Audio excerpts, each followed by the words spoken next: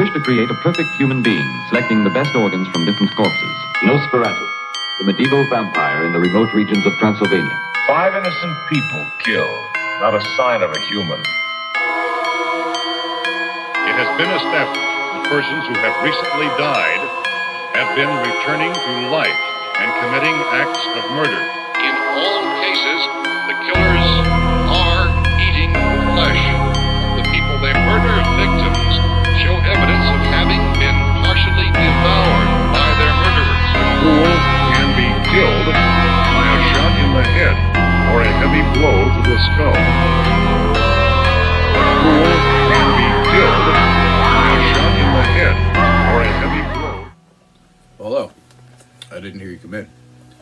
Don't mind me, I was just brushing up on a little bit of reading. If you get a chance, give this book a read. It's pretty good. So, thank you for coming back to another episode of Answers to the Unknown. As you know, I'm your host, John. And last week we had talked about ghosts and children, and how children are more susceptible to spirits than most adults would be. This week I've gotten a lot of questions. One question is, they want to know about urban legends in Connecticut. So fine, I can do that. A lot of the work that I've done has actually led me to read a bunch of these urban legends, because, hey, that's where most of my investigating comes from. So, without any further ado, everybody sit back, relax, and let's dive on in. We grab the old book of answers here. Let's see what this has to say about some urban legends in Connecticut.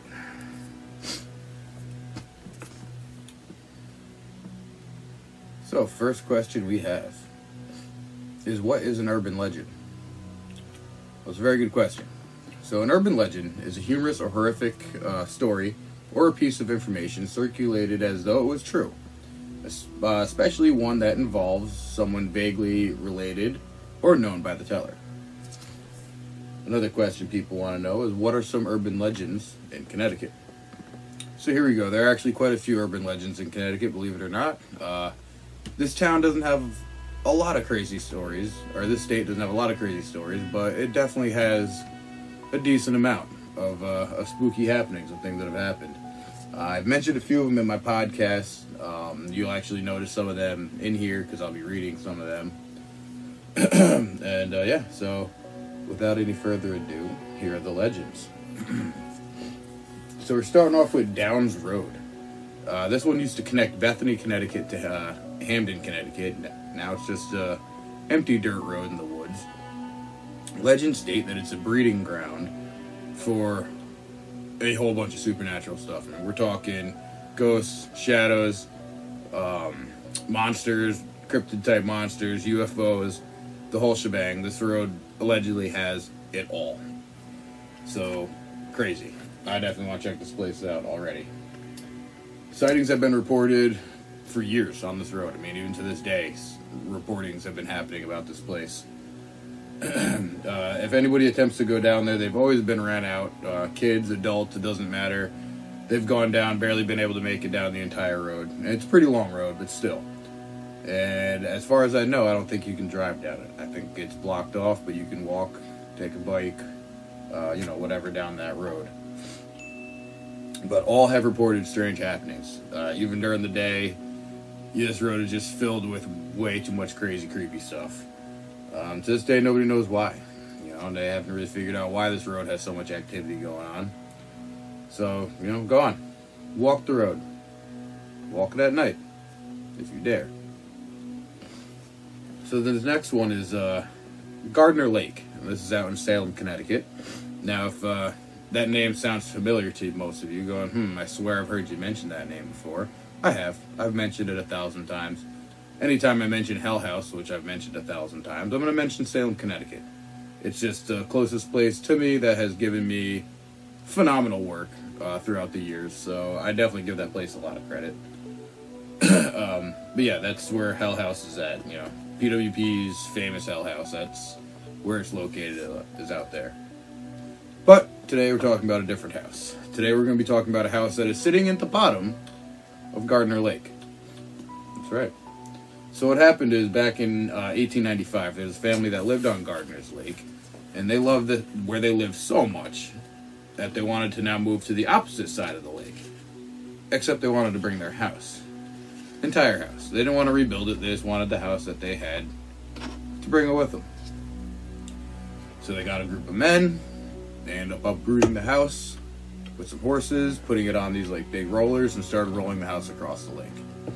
So you kind of guess where I'm going with this. Sun came up. It was a lot warmer than they thought it was going to be that day. Everything was going smooth until, boom, they had a patch of ice. Or thin patch of ice.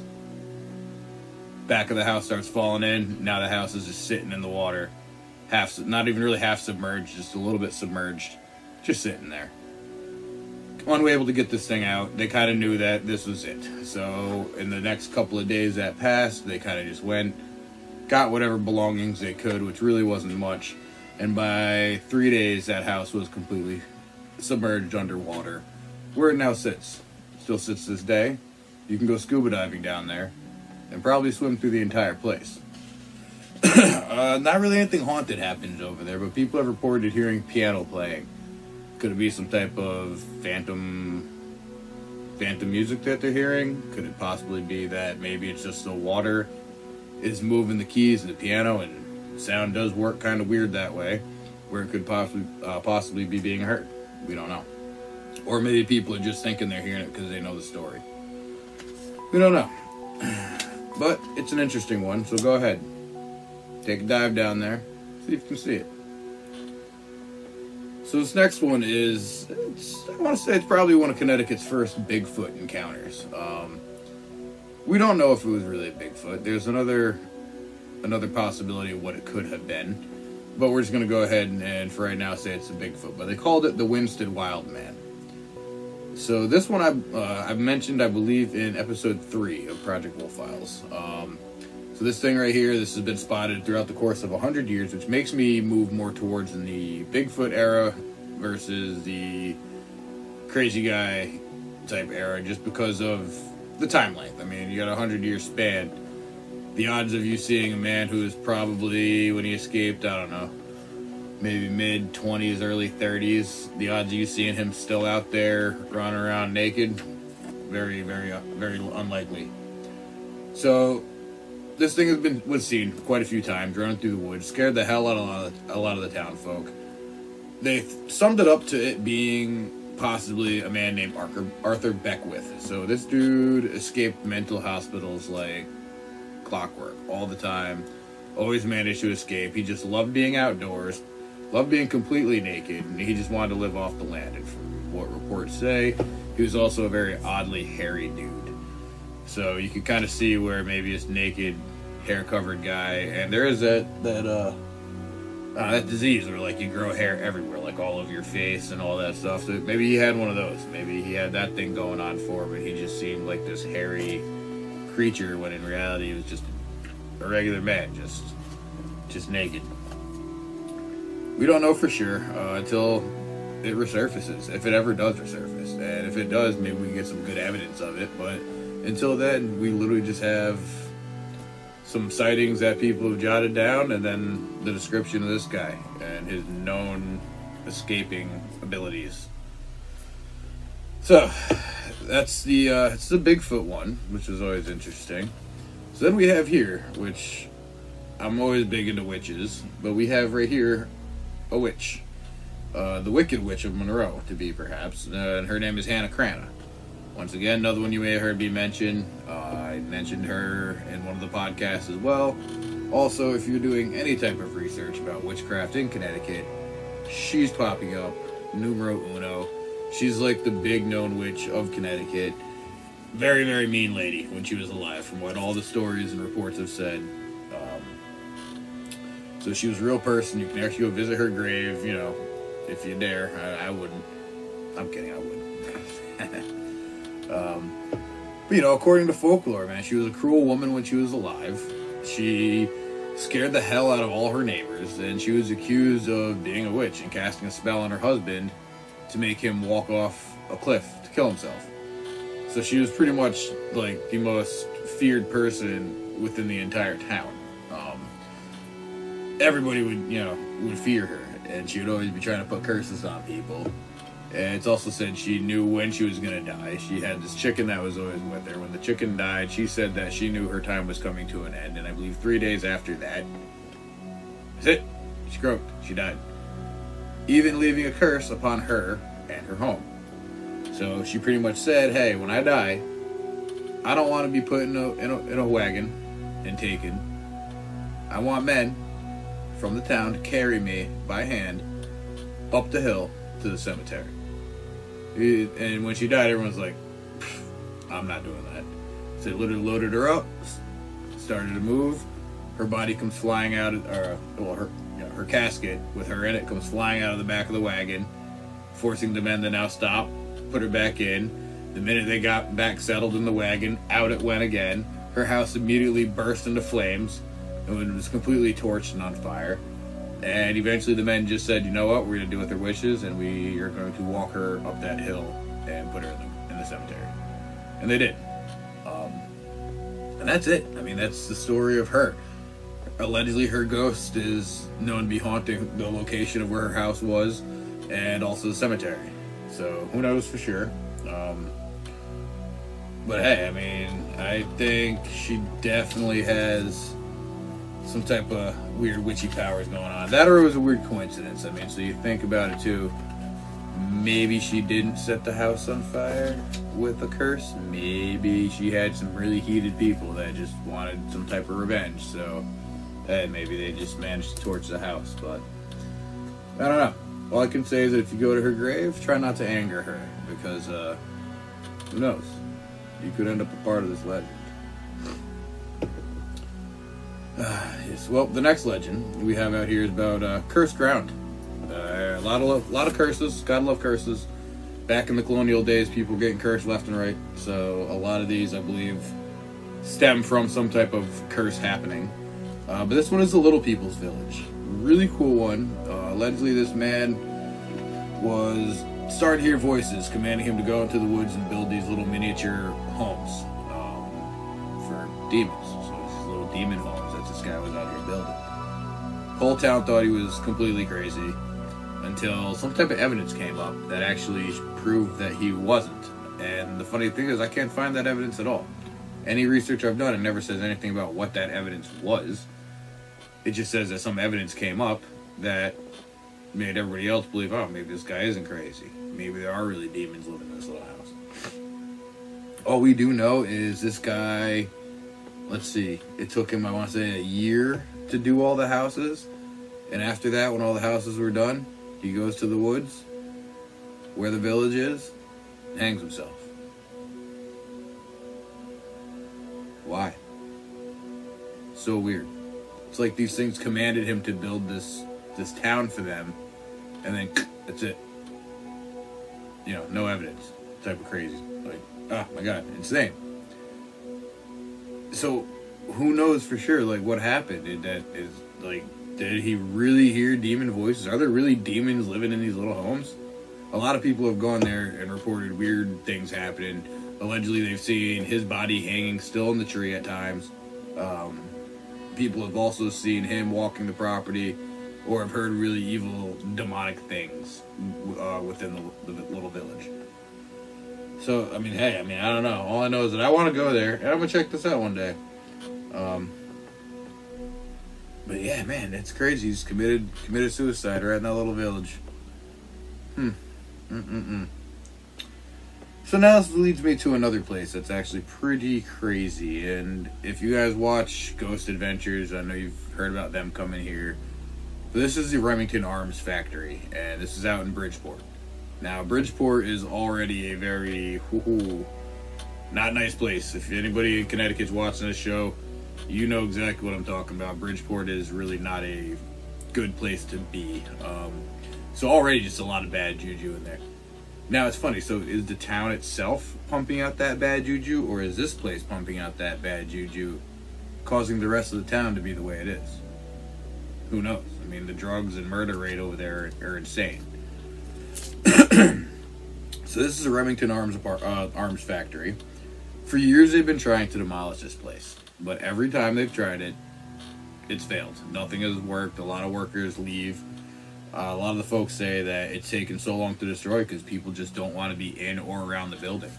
So much crazy stuff has happened that these people are just like, I want nothing to do with this. Workers have just been like, no way. Workers have almost been killed trying to demolish this place. So I can understand where they're like, no way. Like, I'm done working here. I'm done working in this environment. A lot of crazy stuff has been known to happen there. So this, with all the history of tragedy and everything else, a lot of brutal deaths, you know, this place may just be home to a lot of angry and vengeful spirits. It really could, which would make a lot of what these people are witnessing and going through, you know, make sense. Because you got a lot of just human souls that are now just angry and probably wondering why they're still here, what's going on. Maybe they know that they're dead and they're here and they're pissed off because now they're stuck in this, you know, in their workplace, which who wants to spend the rest of their eternity at work? Like, who wants to do that? I know I sure as hell don't. You know, I mean, it's crazy. Any visitor that goes there, they've reported strange sounds, odd lights, as well as voices, screams, yells. People have even been known to be attacked physically. People left with bruises, scratches, bite marks on them. A lot of crazy stuff, you know, like really, really bad. So, oof, like, just thinking of it still makes me want to go check it out. So, I mean, do you have what it takes to go look inside? I don't know. I say I do, but who knows until you're actually face to face with something scary in there. We all say that we're brave, but when that time comes, how good is your fight and how good is your flight? So now, this is another fun one, guys, and anybody in Connecticut knows about this place too. So if you ever want to escape the heat in the summer, then this water park has it all. Rides, games, a lake, and a bunch of kick-ass water slides. That's right, it's also haunted though. So you could totally be swimming out there with a ghost, or the person water sliding next to you might not actually be there when you come out of the other end. Maybe the person on that roller coaster ride that was sitting next to you doesn't show up in the photo when you guys are coming down. Who knows? But I'm talking about lake compounds, guys. So this place, growing up in Connecticut, I've been a bunch of times. I'm sure a lot of people have been, but it's probably one of the best other water parks. I mean, you got Six Flags, but this place is a lot more water. Little bit of rides, but a lot more water. So a good way to go and escape that heat in the summertime. But it is also home to some tragedies. One being the biggest one in particular was a boy that had drowned in the lake. Lifeguard was supposed to be watching him. Lifeguard wasn't. He ended up drowning. And now his spirit has been known to haunt the lake and the property. People have actually reported seeing him out there drowning. And upon going to save him, he was not there. Only to reappear in another section of the lake, drowning again. So very, very, very weird stuff.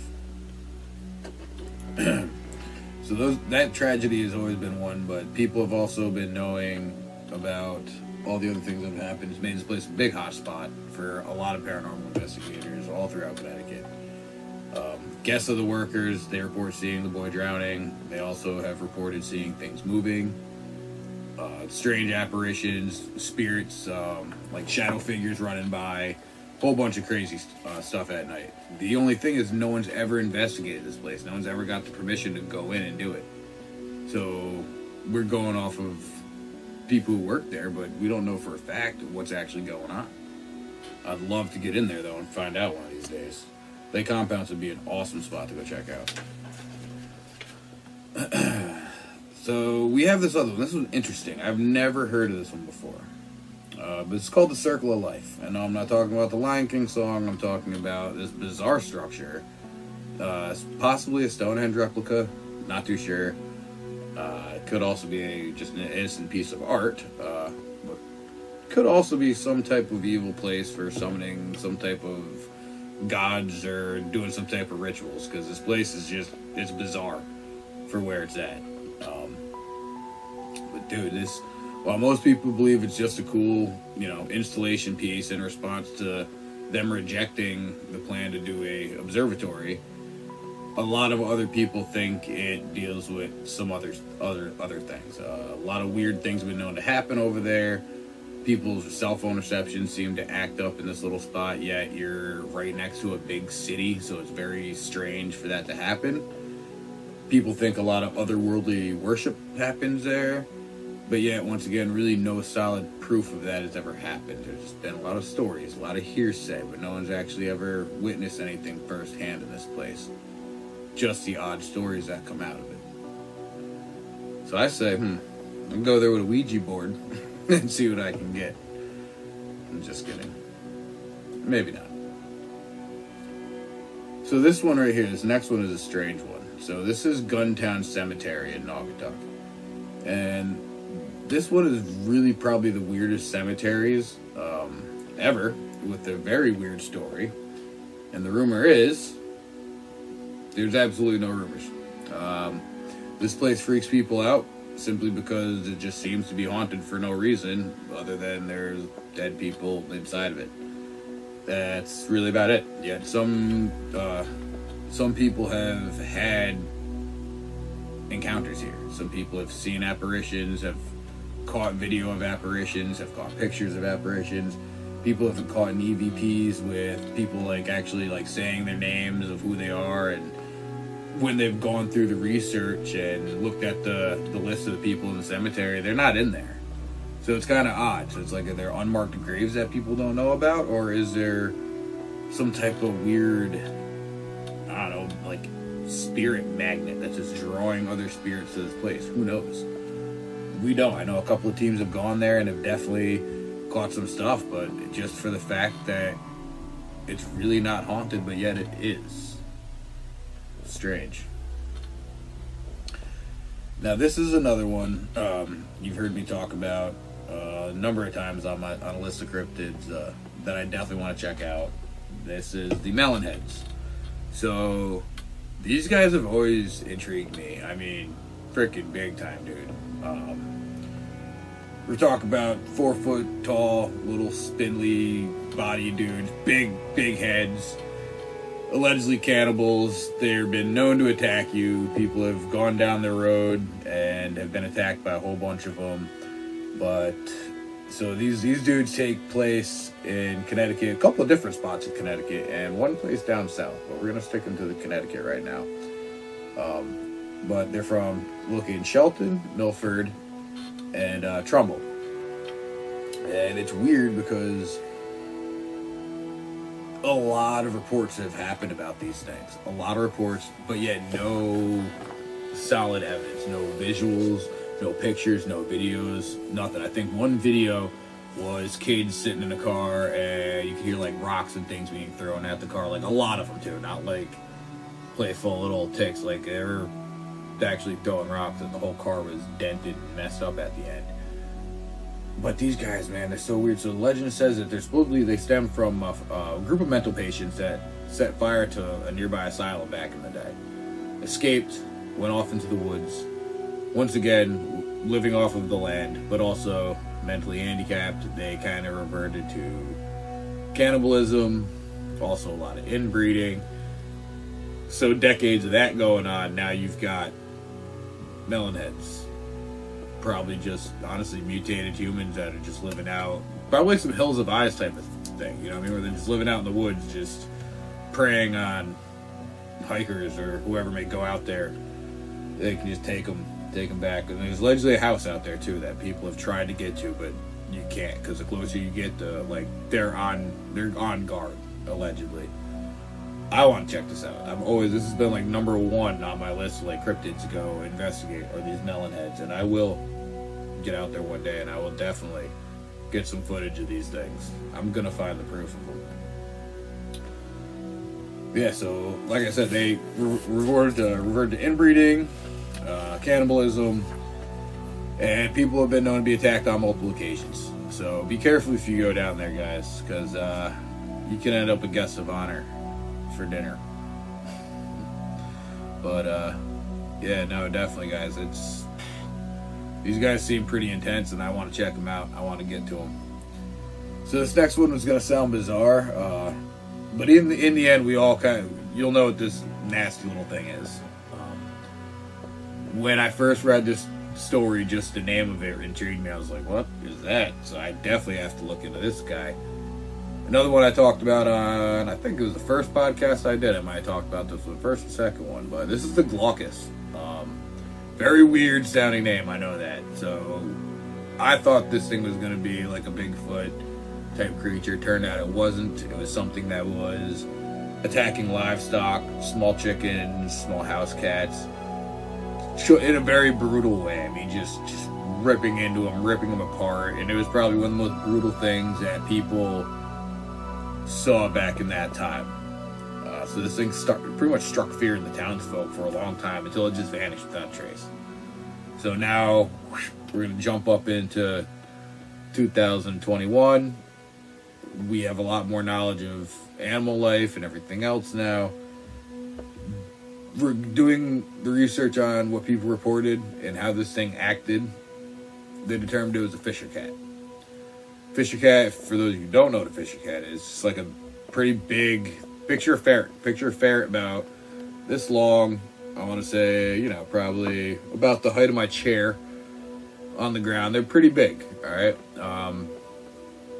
They're mean, nasty creatures, man. I mean, these things their hunting is insane. They hide up in trees, and they come down and get you right on the neck, and they got razor-sharp claws. That they're just nasty, mean things. And the sound they make, oh my God, the most blood-curdling, just screeching sound ever.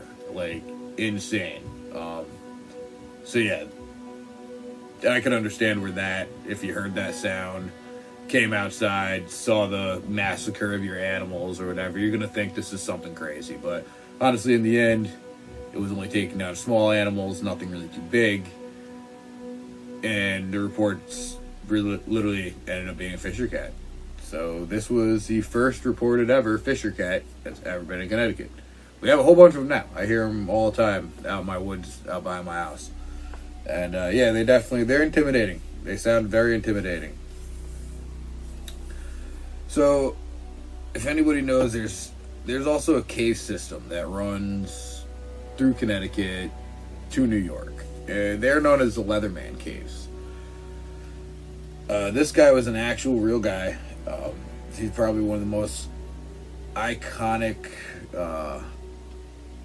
stories, to the point where he's in paranormal talk and he's also in cryptid talk. A lot of people put him as a cryptid. Not too sure why. I think it's just because of how he acted. He didn't have a home. He literally lived his life traveling this same path, staying in these same caves. The townspeople, when he passed through town, would give him food and drinks and, maybe some clothes and all that stuff. And he'd just keep all this stuff. And maybe in return, he'd bring back some stuff for them when he went to New York or other towns, whatever the case may be. But he was a known thing. Like, people could literally mark calendars by this guy, because that's just how on point he was with his traveling. So he ended up actually dying one winter out in the cave, froze to death. The townsfolk knew something was up when he hadn't come by yet, and they knew he should have been by already.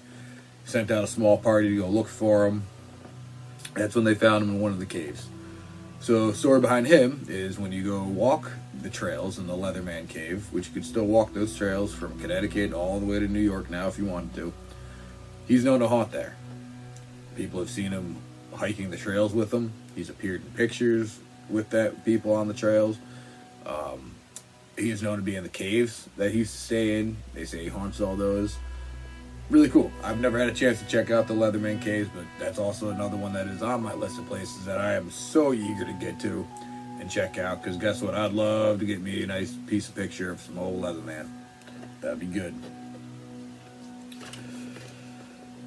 So this one right here, I'm very intrigued on this one. There's a lot of stories that come out of this place, and there's another one similar to it up in Massachusetts when they talk about the Bridgewater Triangle. So this one here, we're talking about a black dog, or a black shuck, people have also been known to call him. So if you ever go hiking in this place, you better hope you don't ever come across a certain black dog. So this black dog, this is the black dog of Hanging Hills. Hanging Hills is a big hiking spot up in, I believe it's Milford, Connecticut. But this thing right here, if you see it, they say if you see it once, it's for joy. You see it a second time, it's for sorrow. But a third time, you don't ever want to see this thing a third time. If you see it a third time, it means death. And anybody who has seen this thing 3 times has met their demise shortly after. 2 men were out a few years, I want to say this is back in the 70s. 2 men were out there hiking. One of them had lived out there for a while and been hiking out there multiple times. His buddy recently came up, started doing some studying up there. He saw the dog. He told his friend about seeing the dog. He said, "Oh, I've seen the dog too." He goes back with the friend. The friend said he's seen the dog twice. So when he ended up going back up there for a third time with his friend, this is his second time seeing it. His friend's third time. His friend did not make it off that mountain, guys. He fell to his death right in front of him the minute he saw that dog. Rope snapped, rock fell, and that was it. He fell to his death. And even when he went down and went and got people from the neighboring town to come help, those guys who went and got them to go get the body said they too saw the dog standing over the body as they were walking up to go retrieve the body. Creepy stuff. I'm down for it. But like I said, if I go and I see that damn dog, I'm leaving, because I'm only seeing that thing once. I'm not seeing it twice, and I definitely don't plan on seeing that thing a third time. So, very interesting little dog. It's been said it leaves no marks, even in the snow. There's no tracks, there's no nothing. It'll be known to bark, but no sound. So you're seeing it but nothing's coming out. Very, very, very, very odd. I mean, I know me, if I'm out there, I'm seeing a dog bark and hearing no sound, that right there is going to be my first indication of something's not right here. But hey, I mean, what do I know, man? All I know is that, like I said, if you go up there, be careful. Not only is it a very dangerous hike, but like I said, you see that dog, you better hope you don't see it 2 more times. So this next one, for me, or was new to me, as well as just like the Stonehenge one there. But this was the New Haven Green, which I never knew this before. I didn't ever think anything of it. I mean, I've seen this place on the news a bunch of times in the morning, but for those of you who don't know, the legend has it that they never moved the bodies from that place because it used to be a cemetery. Yeah. They literally uprooted the headstones because it was cheaper, put them to the new cemetery, said they put the bodies there, but allegedly they didn't. Allegedly that entire place, that park, is just sitting on top of dead people. So yeah, I mean, weird.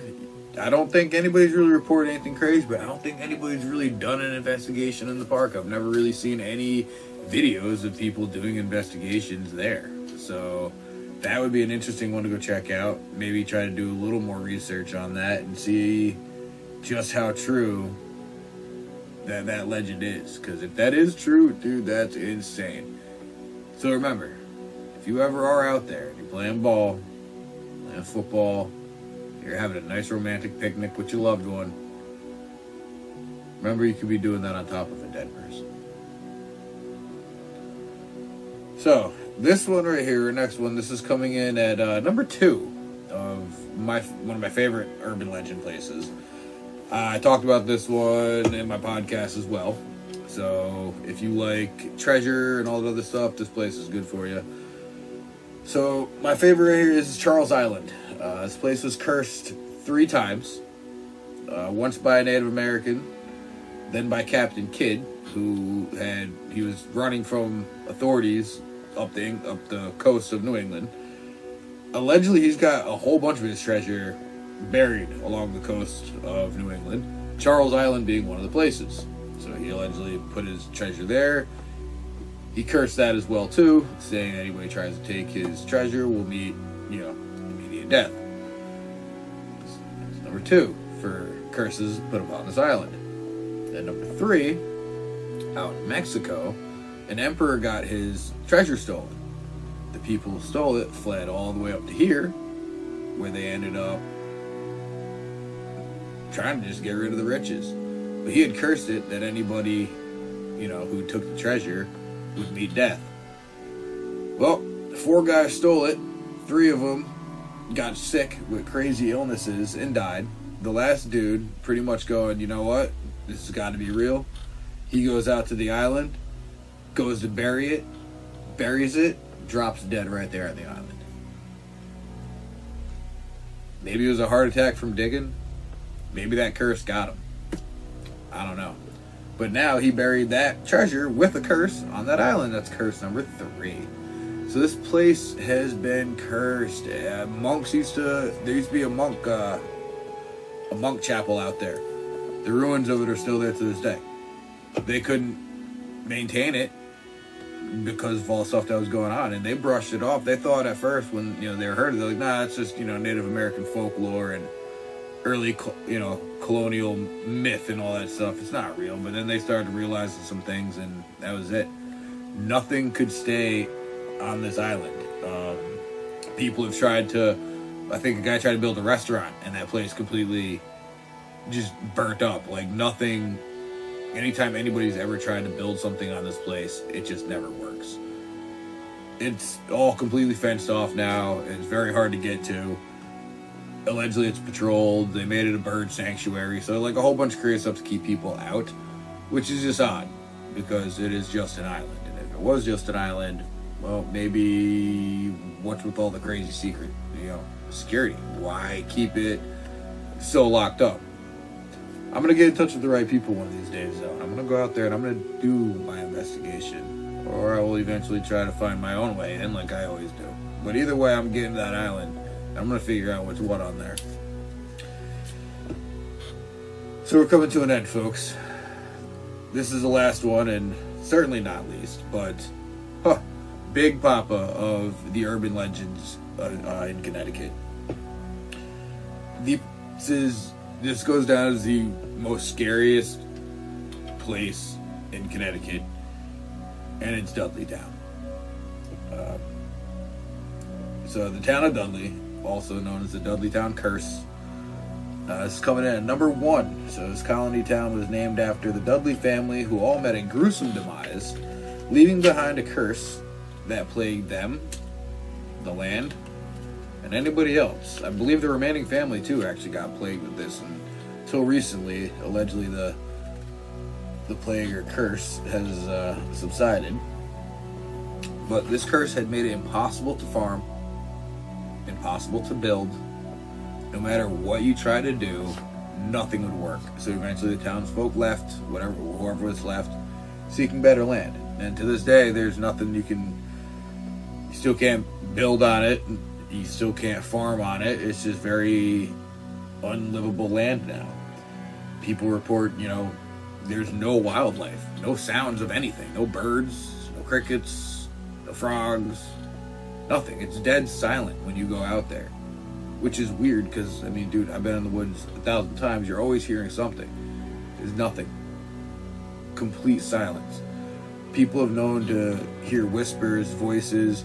People have actually gone mad because of the silence, but yet you're hearing these whispers and all this stuff. People have known to literally have vanished and gone missing in this place. It's completely off limits. Like, state police patrol this and they will arrest you. Like, it's no joke. Like, some places you can talk your way out of it. Some way you can be like, all right, no, look, I'm doing this. And some authorities be like, whatever, just, get out of here. But, dude, this place, no way. You're caught there, that you're going to jail that night. Like, it's crazy. So this place is now owned by the Dark Forest Society. And they made this place completely off limits. And once again, they say there's absolutely nothing here. But dude, any type of story that comes out of this place, man, has been nuts. Nuts. So, like, Go if you want. I know I definitely want to try one of these days, but I know getting permission to do that is going to be pretty much impossible. So the last question we had, guys, is out of all of these, which ones are true? So for certain, Hannah Crana was true. The tale, I don't know, but herself, she was true. The Dudleys, they were real people. They actually died a gruesome, tragic death, and their settlement really did go downhill after that. After that, how far the curse goes, we don't really know. Once again, it's merely legend.